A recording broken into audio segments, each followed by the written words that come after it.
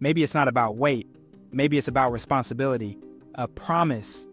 A promise can carry heavy responsibilities without being physically heavy. Here's the tale of Abiola and the mystery of the chief's missing necklace. Once upon a time, in the lively village of Awo, Chief Olam was known for his wisdom and kindness. He owned a priceless necklace, a symbol of his leadership and the unity of his people. One morning, to the chief's shock, the necklace was nowhere to be found. The chief was deeply distressed, and his advisor Kola suspected someone might have stolen it. News of the missing necklace spread quickly, and suspicion soon fell on three villagers: Kiki, an envious trader; Adi, a cunning fisherman; and young Abiola, a boy known for his intelligence and honesty. The villagers gathered around, and the chief, trying to calm the crowd, decided that only the one who could solve 3 challenging puzzles would be deemed innocent and worthy of the necklace's secret. Abiola, are you sure you didn't see anyone around my hut last night? I would never steal from you, Chief, but if you allow me, I'll prove my innocence. Rumors spread quickly, especially from Kiki, who insisted that Abiola was guilty. Some villagers believed her, while others sided with Abiola. The chief decided that anyone who solved all 3 puzzles would prove their truthfulness. This challenge, the chief explained, would test not only their intelligence, but also their character. Chief, this boy is too clever for his own good. He probably took the necklace just to show he could. If Abiola is innocent, he will solve the puzzles. If not, he will be exposed. The chief's advisor, Kola, then announced the first puzzle. Find the stone that weighs nothing, yet carries 1,000 burdens.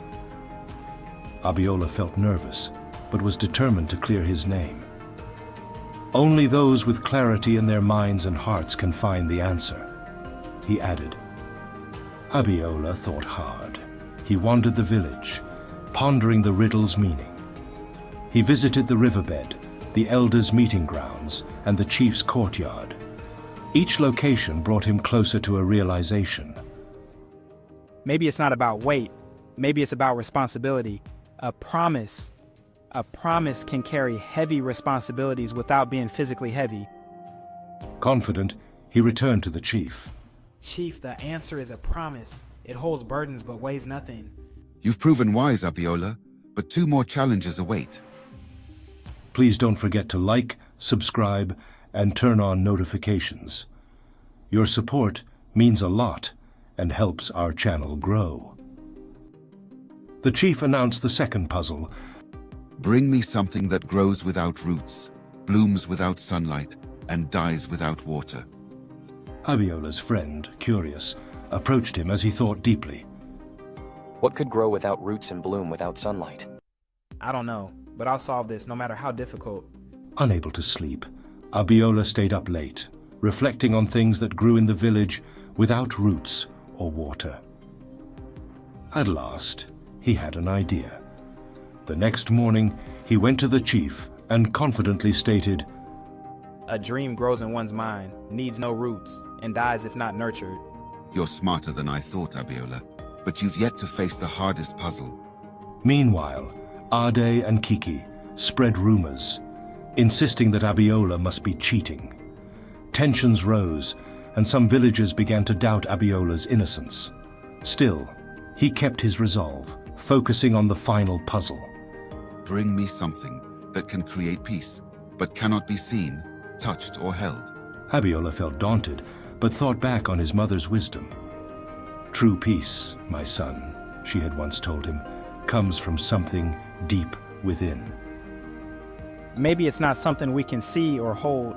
Perhaps it's something we feel. Why not tell the chief it's money? Money can buy peace, can't it? Money can buy comfort, but not peace. After much thought, he returned to the chief with his answer. Forgiveness, Chief. Forgiveness creates peace without being a physical object. Chief Olam was amazed. Indeed, Abiola. Forgiveness mends hearts. You have passed all 3 puzzles. As word spread, Ade and Kiki deceit was exposed. They stood before the chief, ashamed of their actions. Kiki and Ade confessed the real name of the man who stole the necklace. He was later apprehended. The necklace was kept in its rightful place. You tried to tarnish the name of a good man. Now you will apologize. I am sorry, Abiola. I am sorry, Abiola. Forgiveness is peace. I hold no grudge. The chief rewarded Abiola with a place as his apprentice, offering him a fair wage and the promise of a higher education. Abiola, your wisdom and patience have earned you this place. Thank you, Chief. I'll do my best to make you proud. From that day, the villagers respected Abiola, admiring his integrity and courage. Even Kiki and Ade, who had wronged him, grew to be his friends, inspired by his forgiveness. Years later, the story of Abiola and the chief's necklace was told to younger generations, teaching them the values of truth, integrity, and forgiveness. And they learned that the real treasure wasn't the necklace, but the peace and unity that honesty and forgiveness could bring to all.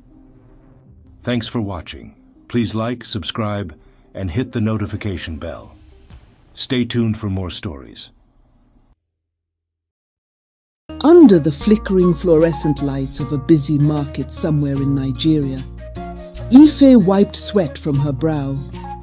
Her small kiosk was neatly arranged with colorful fabrics, but sales had been slow for weeks. Rent was due, and her younger brother's school fees loomed like dark clouds. Ife was known for her honesty. Customers trusted her to measure fabric without cutting corners, but times were hard. Her friend Yoma ran a bigger store and often teased her, saying, "You're too honest, Ife. You'll never make it like this. Add a little extra to the price and tell them it's imported." One evening, as Ife closed shop, Yoma approached her with an opportunity. "There's a supplier," she whispered. "Fake designer labels, cheap materials, but they sell like gold. Join me and we'll split the profits." Ife's heart raced. The money could solve her problems, but it didn't sit right with her values. She told Yoma she needed time to think.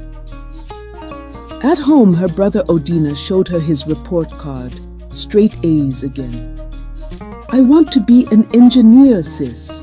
I'll make you proud." Ife's chest tightened. How could she let him down?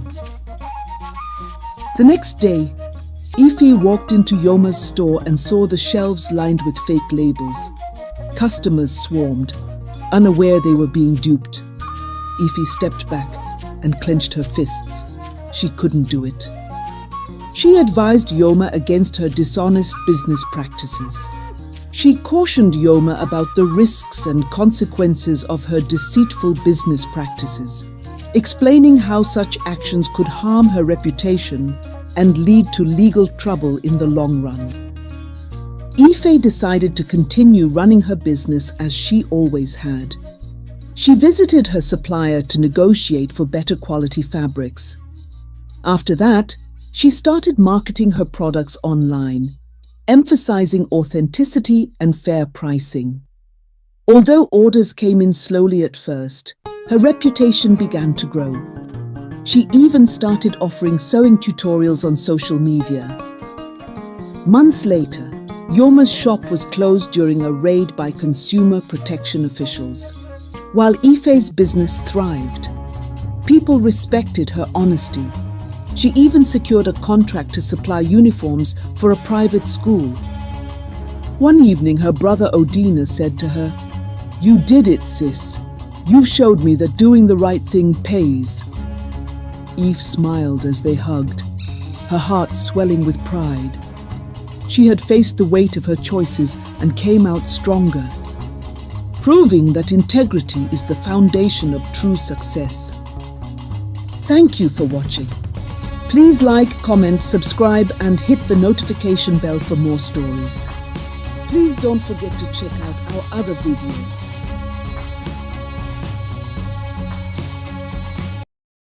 In the village of Oko, there lived a hard-working farmer named Wegba.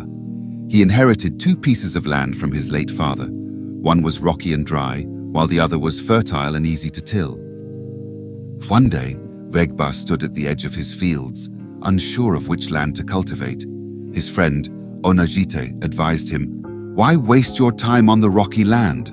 Work on the fertile soil. You'll see quick results and make money fast."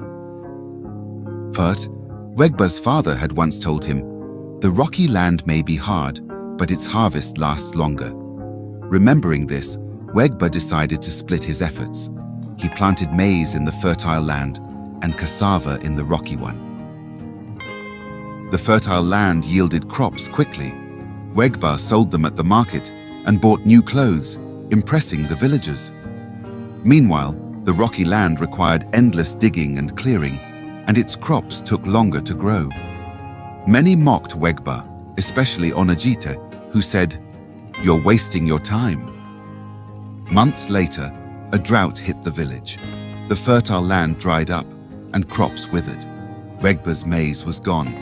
However, the cassava in the rocky soil survived because its roots dug deep for moisture. When hunger spread through the village, Wegba's rocky field fed the people.